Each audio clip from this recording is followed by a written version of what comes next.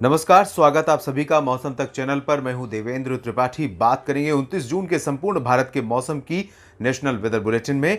देखते हैं बादलों की ताज़ा स्थिति। आज 28 जून है और बादलों की इस समय की स्थिति अगर देखें तो देश के जो मध्य इलाके हैं और साथ ही साथ पूर्वी तथा पूर्वोत्तर भारत हैं, इन भागों में काफ़ी अच्छे बादल बने हैं। उत्तर प्रदेश के ऊपर भी बादल नजर आ रहे हैं, खासतौर पर नेपाल और इससे सटे भागों पर। उत्तराखंड और हिमाचल प्रदेश के ऊपर भी कुछ बादल हैं और पर्वतीय इलाकों में जम्मू कश्मीर तथा लद्दाख के ऊपर भी बादल दिखाई दे रहे हैं। लेकिन ये बादल हल्के बादल हैं, बहुत ज़्यादा एक्टिविटी देने वाले नहीं हैं। इस बीच अरब सागर में आप देखिए थोड़ा सा एक्टिविटी बढ़ रही है। अरब सागर की जो इस समय सक्रियता है वो अपेक्षाकृत जो सुस्त पड़ी हुई थी, सुस्त था अरब सागर, अब इसकी सक्रियता बढ़ रही है। और इसकी सक्रियता बढ़ने का मतलब ये है कि मॉनसून की जो गतिविधियां हैं धीरे धीरे वो रिवाइव हो सकती हैं। हालांकि अभी अगले 24 घंटों के दौरान मॉनसून की जो हलचल है वो थोड़ा सा कम होने जा रही है, क्योंकि जितने मौसमी सिस्टम बने हुए थे, ज़्यादातर मौसमी सिस्टम कमज़ोर हो रहे हैं या अपने स्थान से दूसरे स्थान पर जा रहे हैं, जिसकी वजह से ये गतिविधियां कम होंगी। उत्तर प्रदेश के ऊपर से एक ट्रफ बनी हुई थी बंगाल की खाड़ी के उत्तर पूर्वी इलाकों तक, वो भी थोड़ा सा कमज़ोर हो रही है। राजस्थान से लेकर एक ट्रफ असम के ऊपर तक बनी थी, ये भी थोड़ा सा कमज़ोर हो रही है। और साथ ही साथ जो आंध्र प्रदेश का रीजन है, तटीय इलाका बंगाल की खाड़ी का, यहाँ पर बना हुआ सर्कुलेशन अंदर की तरफ तेलंगाना के ऊपर आ गया है और काफ़ी कमज़ोर हो गया है। तो यहाँ पूर्वी तटीय इलाकों पर भी थोड़ा सा कमज़ोरी या सुस्ती देखने को मिलेगी। लेकिन इंटेंसिटी जो रेन की रहेगी वो अगले 24 घंटों के दौरान सबसे ज़्यादा पूर्वी और पूर्वोत्तर भारत के क्षेत्रों में रहेगी। पूर्वोत्तर भारत के राज्य ज़्यादा प्रभावित होंगे। देश के बाकी जो इलाके होंगे पूर्वोत्तर भारत को छोड़कर, बाकी सभी जगहों पर 29 जून को मानसून का थोड़ा सा कमज़ोर प्रदर्शन देखने को मिलेगा। हालांकि कई इलाके ऐसे हैं जहां पर मानसून का पहुंचना अभी बाकी है। और इन स्थितियों के बीच में अगर हम नजर डालें संभावित मौसम की, तो यहां आप देख सकते हैं मॉडल डेटा जो प्रेडिक्ट कर रहा है ये हवाओं की वर्तमान स्थिति और मौसमी सिस्टमों की जो इंटेंसिटी है उसको देखते हुए ये जो प्रोजेक्शन है बारिश का, ये बिल्कुल सही लग रहा है। क्योंकि पिछले 24 घंटों में आपने देखा कि मेघालय के चेरापूंजी में 300 मिलीमीटर से अधिक वर्षा रिकॉर्ड की गई। चेरापूंजी आप जानते ही हैं कि भारत का सबसे अधिक वर्षा वाला क्षेत्र है, जहां पर पूरे साल भर बारिश लगातार होती रहती है। लेकिन कभी कभी 300 मिलीमीटर वर्षा का हो जाना यानी कि मानसून का बहुत उग्र प्रदर्शन के दौरान ही ऐसा संभव हो सकता है। तो यहाँ अनुमान यह है कि बेसिकली आप देख सकते हैं कि बांग्लादेश सबसे ज़्यादा प्रभावित होगा। बांग्लादेश में मूसलाधार वर्षा होने की संभावना है अगले 24 से 48 घंटों के दौरान। लेकिन पूर्वोत्तर भारत के राज्य भी इस बदलाव से प्रभावित होते रहेंगे और असम, मेघालय, अरुणाचल प्रदेश से लेकर नागालैंड और मणिपुर, मिजोरम, त्रिपुरा, ये जो समूचा रीजन है भारत का, ये रीजन भी प्रभावित होगा। यहाँ पर कई इलाकों में हल्की से मध्यम, कुछ स्थानों पर भारी वर्षा, तो एक दो जगहों पर एक्सट्रीमली हैवी रेनफॉल यानी मूसलाधार वर्षा का अनुमान यहाँ पर है। सिक्किम, उप हिमालयी पश्चिम बंगाल और बिहार के पूर्वी उत्तर पूर्वी इलाकों में ये जो तराई वाला बेल्ट है, यहाँ पर भी मूसलाधार बारिश होने की संभावना है। शेष बिहार में इंटेंसिटी अपेक्षाकृत काफ़ी कम हो जाएगी। पटना में कई दिनों से लगातार बारिश हो रही है और यहाँ पर जो रेनफॉल का डेटा है पिछले कुछ दिनों का वो सामान्य से बहुत ऊपर चला गया है। लेकिन इंटेंसिटी अब बारिश की कम होगी। अगर पश्चिम बंगाल के अंदरूनी इलाकों और गंगीय पश्चिम बंगाल की स्थिति देखें तो जो बांग्लादेश से सटा पूर्वी रीजन है, यहाँ पर कई इलाके ऐसे होंगे जहाँ पर मध्यम से भारी मानसून वर्षा हो सकती है। कोलकाता समेत जो शेष इलाका होगा, पश्चिमी बंगाल का पश्चिमी हिस्सा, जिसमें झारखंड और बिहार से सटे क्षेत्र शामिल हैं, साथ ही साथ ओडिशा का सीमावर्ती रीजन है, इन सभी जगहों पर फिलहाल हल्की बौछारें गिरने की संभावना है। ज़्यादा तेज़ बारिश के आसार यहाँ पर नहीं हैं। बिहार में अगर हम उत्तरी और पूर्वी इलाकों की स्थिति छोड़ दें तो भागलपुर से नीचे जो इलाका है, भागलपुर, नवादा, गया, पटना और सिवान तक, गोपालगंज तक, ये समूचा क्षेत्र मुख्यतः आंशिक बादल वाला और हल्की वर्षा वाला होगा। ये भी कह सकते हैं कि ज़्यादातर इलाकों में, इन भागों में मौसम साफ रहेगा, लेकिन पूरी तरह से साफ नहीं रहेगा, क्योंकि इधर भले उत्तर पश्चिमी हवाएं चल रही हैं, लेकिन जो उत्तरी रीजन है, तराई वाला बेल्ट है, इन भागों में पूर्वोत्तर भारत की तरफ से आने वाली और बांग्लादेश की तरफ से आने वाली ये जो आर्द्र हवाएं हैं, इस तरह से हवाएं ये पहुंच रही हैं। और ये हवाएं आप देखिए कि जब इस तरह का इम्पैक्ट यहाँ बांग्लादेश और पूर्वोत्तर भारत पर पड़ेगा तो इसका असर कुछ न कुछ तो बिहार पर भी रहेगा। न सिर्फ उत्तर पूर्वी बिहार का क्षेत्र प्रभावित होगा, बल्कि जो शेष इलाके होंगे इन भागों में भी कुछ स्थानों पर हल्की वर्षा हो सकती है। झारखंड के क्षेत्रों में इंटेंसिटी पहले की तुलना में काफ़ी कम होने जा रही है। अगले 24 से 48 घंटों के दौरान झारखंड में अनुमान है कि आंशिक बादल और कुछ एक जगहों पर ठीक ठाक बादल छा सकते हैं और कहीं कहीं पर हल्की से मध्यम बौछारें गिरने की संभावना है। दक्षिणी क्षेत्रों में, दक्षिण और पूर्वी इलाकों में, जमशेदपुर और आसपास के इलाकों में, रांची में भी कुछ स्थानों पर हल्की बौछारें गिर सकती हैं। दुमका और डाल्टनगंज, देवघर, इन सभी क्षेत्रों में फिलहाल ज़्यादा मौसमी हलचल नहीं होगी क्योंकि मानसून को सपोर्ट कम मिल रहा है अपेक्षाकृत। यहाँ पर पश्चिमी दिशा से हवाएं आ रही हैं जो कि ड्राई हैं, तो ये ड्राई हवाएं यहाँ पर इंपैक्ट डालेंगी नॉर्थ झारखंड और दक्षिणी बिहार के रीजन पर। इसके बाद पूर्वी उत्तर प्रदेश की तरफ चलेंगे तो पूर्वी उत्तर प्रदेश में यहाँ वाराणसी, प्रयागराज और अयोध्या, कानपुर, लखनऊ, बाराबंकी, अमेठी, रायबरेली से लेकर बस्ती, गोंडा, गोरखपुर, बलिया, आजमगढ़, मऊ, इन सभी क्षेत्रों में लगभग सभी स्थानों पर मौसम मुख्यतः साफ रहेगा।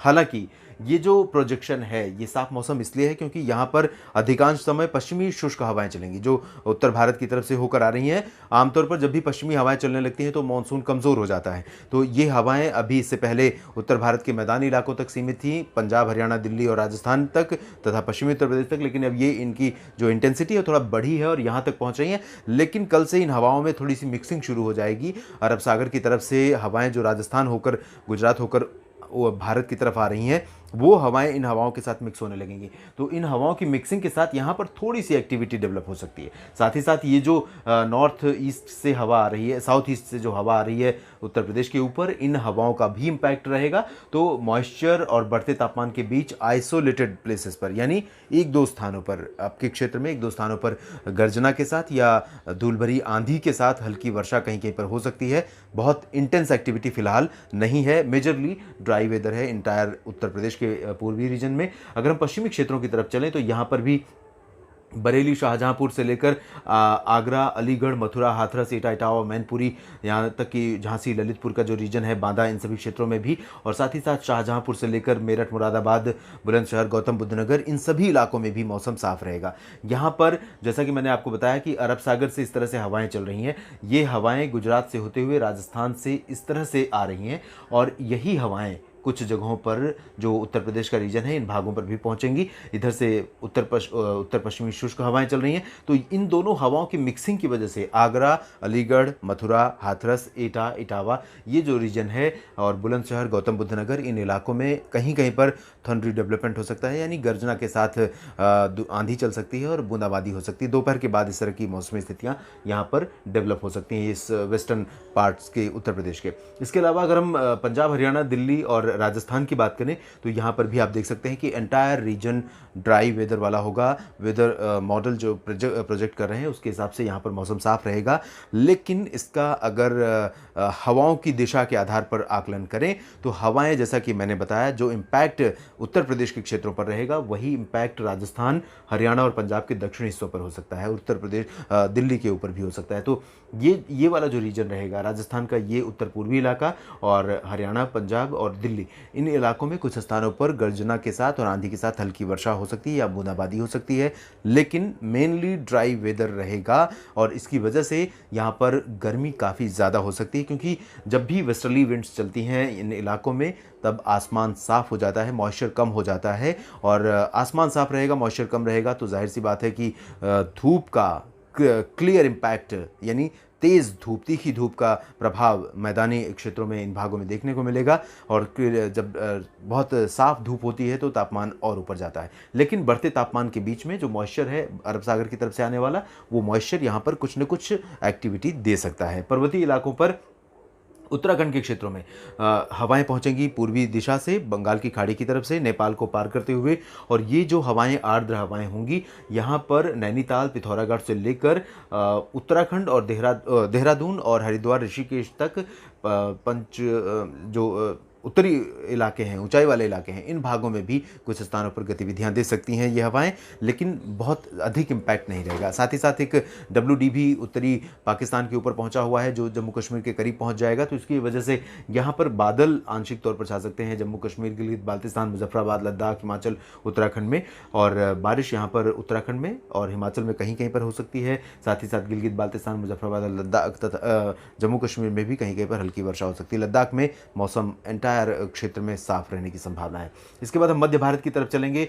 यहाँ पर आप देख सकते हैं गुजरात, मध्य प्रदेश, छत्तीसगढ़, ओडिशा और महाराष्ट्र का रीजन है। इन इलाकों में ओडिशा और छत्तीसगढ़ के कई इलाके, महाराष्ट्र के अधिकांश क्षेत्र तथा दक्षिण पूर्व पश्चिमी मध्य प्रदेश और साथ ही साथ पूर्वी गुजरात का रीजन, ये रीजन जो होगा वो वर्षा वाला होगा। यहाँ पर अनुमान यह है कि महाराष्ट्र के विदर्भ, मराठवाड़ा तथा मध्य महाराष्ट्र और कोंकण गोवा में हल्की से मध्यम बौछारें गिर सकती हैं। बहुत भारी वर्षा की संभावना नहीं है, लेकिन पूरी तरह से ड्राई वेदर नहीं रहेगा जैसा कि मध्य प्रदेश में है या उत्तर प्रदेश में और बिहार के दक्षिणी और बाकी इलाकों में है, झारखंड के उत्तरी भागों में। इससे बेटर परफॉर्मेंस मानसून का यहाँ पर हमें 29 जून को देखने को मिलेगा। विदर्भ से लेकर कोंकण गोवा तक कई इलाकों में वर्षा हो सकती है। पूर्वी रीजन में गुजरात में कहीं कहीं पर हल्की से मध्यम बौछारें और 1-2 स्थानों पर तेज़ वर्षा हो सकती है। और इसी तरह से तेज़ वर्षा 1-2 स्थानों पर यहाँ भी हमें देखने को मिल सकती है। जालना, बीड़, नांदेड़, इन इलाकों में वर्षा तेज़ होने की संभावना नज़र आ रही है। नंदुरबार में भी कहीं कहीं पर तेज़ बारिश हो सकती है। मध्य प्रदेश के खरगोन और आसपास के इलाकों में भी कहीं कहीं पर हल्की से मध्यम और 1-2 जगहों पर तेज़ वर्षा होने की संभावना नज़र आ रही है। नागपुर, अकोला, वर्धा, यवतमाल जो विदर्भ का रीजन है, इन भागों में हल्की से मध्यम वर्षा की संभावना है। छत्तीसगढ़ के मध्य और दक्षिणी हिस्सों में भारी वर्षा हो सकती है। उत्तरी इलाकों में हल्की वर्षा के आसार हैं। ओडिशा में भी हल्की से मध्यम बौछारें पूरे रीजन में होंगी।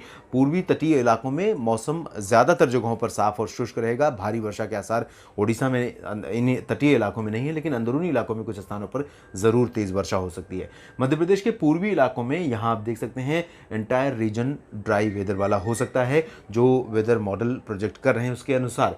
लेकिन रीवा, सतना, सागर, पन्ना, टीकमगढ़ से लेकर जो जबलपुर, उमरिया, कटनी, डिंडोरी, इन सभी क्षेत्रों का इलाका है, इन इलाकों पर मॉइस्चर वाली हवाएं चलती रहेंगी, जिसकी वजह से आंशिक बादल या ऊंचाई वाले बादल जो आते और जाते हुए दिखाई देते हैं, इस तरह के बादल आपको दिखाई दे सकते हैं।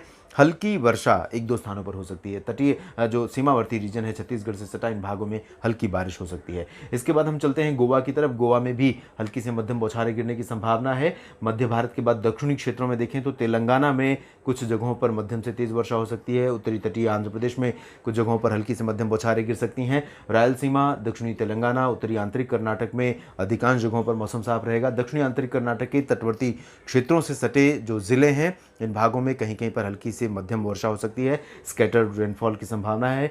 वाइड स्प्रेड या फेयरली वाइड स्प्रेड रेन की संभावना साउथ पेनिनसुला में अभी भी नहीं है, लेकिन कुछ स्थानों पर मानसून सक्रिय रहेगा। तटीय कर्नाटक, केरल और आंतरिक तमिलनाडु के क्षेत्रों में कुछ स्थानों पर वर्षा हो सकती है। तिरुचिरापल्ली, मदुरई, सालेम, इन इलाकों में भी वर्षा की संभावना है। चेन्नई समेत पुदुचेरी और तटवर्ती जो तमिलनाडु का क्षेत्र है, इन भागों में मौसम मुख्यतः साफ रहेगा। आंशिक बादल छाने, दोपहर के बाद कहीं कहीं पर गर्जना के साथ बूंदाबांदी या हल्की वर्षा होने की संभावना डेवलप हो सकती है। बहुत भारी वर्षा के आसार फिलहाल यहाँ पर नजर नहीं आ रहे हैं। लक्षद्वीप में अमिनी दीवी से लेकर तमाम जो रीजन है, जो छोटे छोटे पॉकेट्स हैं इस क्षेत्र के, इन भागों में मध्यम से भारी मानसून वर्षा हो सकती है। और अंडमान और निकोबार द्वीप समूह में भी कुछ स्थानों पर मध्यम से तेज वर्षा होने की संभावना नज़र आ रही है। तो ये स्थिति रहेगी आगामी 24 घंटों के दौरान देश भर में मौसम में। लेकिन आपको ये भी बता दें कि 24 घंटों के बाद 30 जून को इंटेंसिटी वेदर की बढ़ने वाली है। सेंट्रल रीजन बहुत इस पे इम्पैक्ट पड़ेगा। नॉर्थ ईस्ट में ऑलरेडी जारी है और साउथ इंडिया में भी धीरे धीरे बारिश बढ़ जाएगी। उत्तर भारत के लिए, उत्तर भारत के पर्वतीय क्षेत्र में ये जो पैच आपको दिख रहा है, ये धीरे धीरे इसी तरह से मूव करेगा और ये पूरा रीजन उत्तराखंड, हिमाचल और जम्मू कश्मीर तक इसका इम्पैक्ट रहेगा। उत्तरी जो उत्तर प्रदेश का तराई वाला बेल्ट है, इस पर भी प्रभाव पड़ेगा, लेकिन ये 48 घंटों या 72 घंटों के बाद यहाँ पर इसका प्रभाव दिखाई देगा। तो 24 से 48 घंटों तक, 24 घंटों तक थोड़ा सा इंतजार कीजिए। थोड़ी सी गतिविधियाँ मानसून की देश भर में रिवाइव होने वाली हैं, ऐसा अनुमान इस समय लगाया जा सकता है। देश भर के मौसम पूर्वानुमान के इस बुलेटिन में अभी इतना ही। आप बने रहिएगा मौसम तक चैनल के साथ। मौसम की हर एक जानकारी आप तक पहुँचाने की मेरी कोशिश लगातार जारी है। धन्यवाद।